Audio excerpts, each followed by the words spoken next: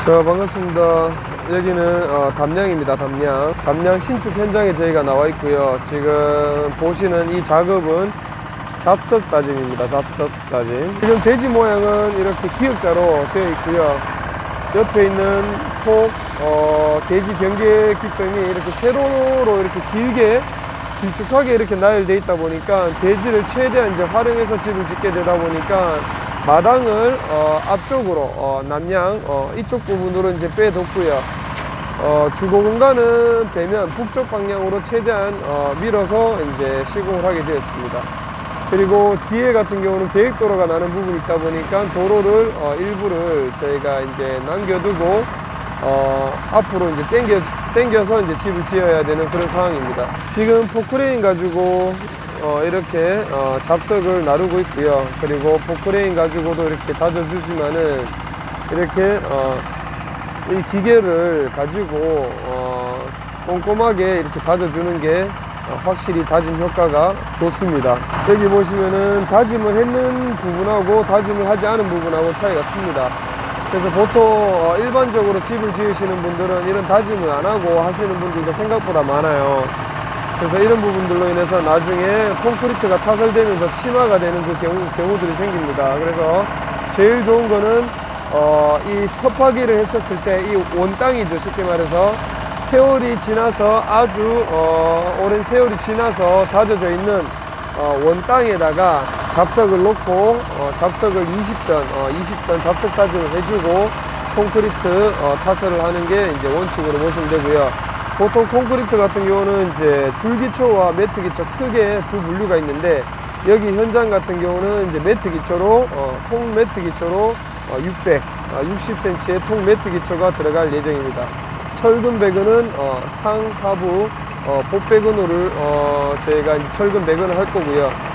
보통 30평 미만으로 했었을 때는 이제 사람들이 이렇게 단배근으로 시공하시는 분들도 생각보다 많고요. 그리고 복배근이라고 해가지고 배근을 정확하게 FM대로 시공하지 않고 뭐 여러가지 공법들이 있지만은 뭐 벽돌을 놓고 시공하는 방식 여러가지 방식들이 있지만은 사실상 30평에 대한 그 공간의 하중은 저희 물론 그 경량 철골 조립식 중공격의 하중도 많이 받지는 않습니다. 하지만 어떤 부분에서 문제가 생기냐면은 나중에 장기적으로 봤었을 때 지진이라든지 집안 침하를 통해서 이 매트 기초 자체가 복배근이 아니었을 때 단배근이었을 때 경우에 집안이 침하되는 현상을 통해서 기초가 가장 중요한 구조적인 역할을 하는데 그쪽 부분에서 문제가 생길 수가 있다라는 부분을 말씀드리고 싶고요.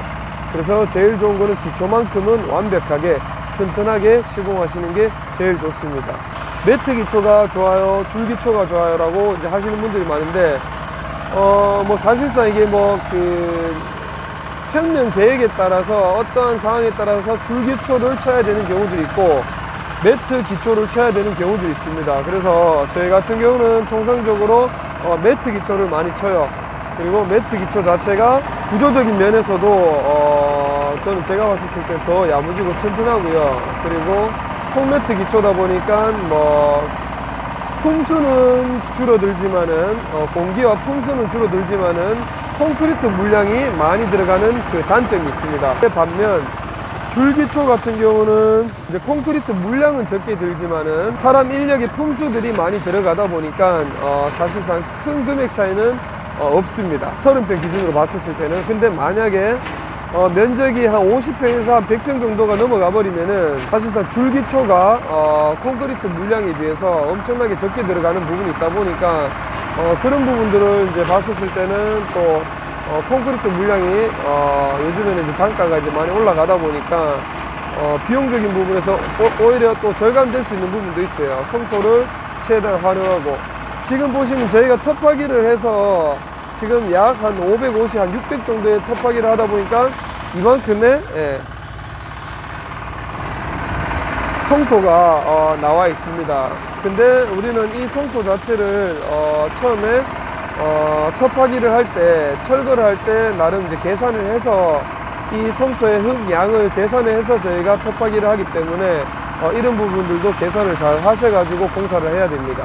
근데 줄기초를 만약에 했었을 때 경우에는 줄기초를 큰 틀로 말 그대로 줄 형태로 해서 주요 기둥에 들어가는 그 부분에, 벽체가 들어가는 부분에 줄기초를 따고 하루 이제 구축을 한 다음에 성토를 그 사이에다가 그 공간, 방이라는 그 공간에다가 이제 성토를 잡아놓고 톱매트를 해서 다시 한번 치는 경우들이 이제 보통 줄기초 매트인데, 그렇게 되다 보니까 범프카도 이제 일대가 하루 정도 더 들어가게 되고요.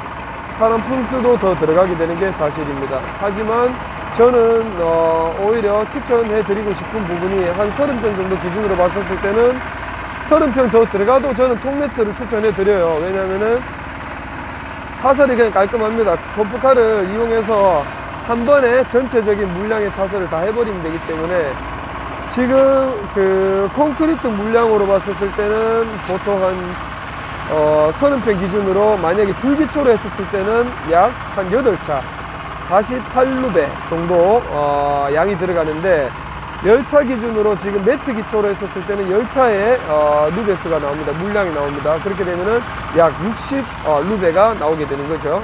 그렇게 되다 보니까 콘크리트 물량이 많이 들어가는 게 사실이고요. 근데 여기에서 가장 중요하게 이제 작업하실 때 주의할 점이, 톱매트 기초를 칠 때는 부피가 많이 이제 두껍다 보니까 외곽으로 거푸집으로 설치할 때 정말 신경 써서 야무지게 고인목을 거푸집 주변으로 많이 고아준다고 생각하시면 됩니다. 안 그래 버리면은 거푸집이 배부른 현상, 터지는 현상들이 무조건 발생하게 됩니다. 자, 지금 보이시는 여기 있는 요 기계로 레벨을 보는 거죠. 수평을.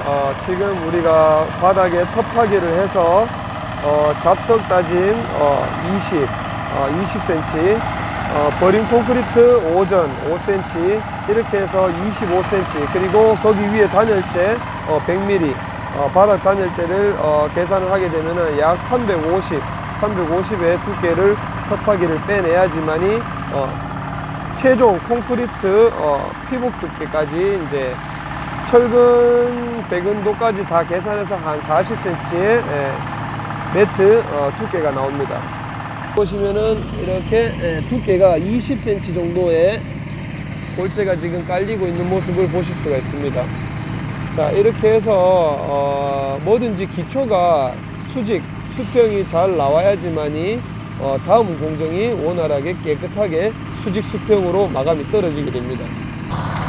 물론 이렇게 기초를 시공하는 사람들도 있고 저렇게 기초를 시공하는 사람들도 있겠지만은 그거는 구경하시고 이렇게 구독하시는 분들이 참고를 하시라고 제가 설명을 드리는 겁니다. 딱 뭐가 맞다는 그런 정답은 없고요. 저희가 통상적인 이런 이제 톱매트를 얘기하는 이유는 사실상 편한 것도 있지만은 강도가 더 튼튼하고 하다 보니까 저희가 톱매트를 다요. 그리고 원룸이나 이런 부분에 있어서도 보통 그 매트가 한 800, 900 이렇게 톱매트로 많이 가거든요. 자, 오늘 영상은 여기까지 찍고, 지금 이렇게 잡석 다짐을 하고 다음에는 비닐을 깔 거예요. 비닐을 깔고 버린 콘크리트를 타설을 할 겁니다. 버린 콘크리트를 타설을 하고, 버림은 말 그대로 버려지는 콘크리트이기 때문에 버린 콘크리트를 해야지만이 거푸집을 설치하시는 분들이 목작업과 거푸집을 설치할 때 아주 원활하게 깨끗하게 기초를 시공하기 그 전 단계니까 작업하기 좋으라고 저희가 버린 콘크리트를 친다고 보시면 돼요.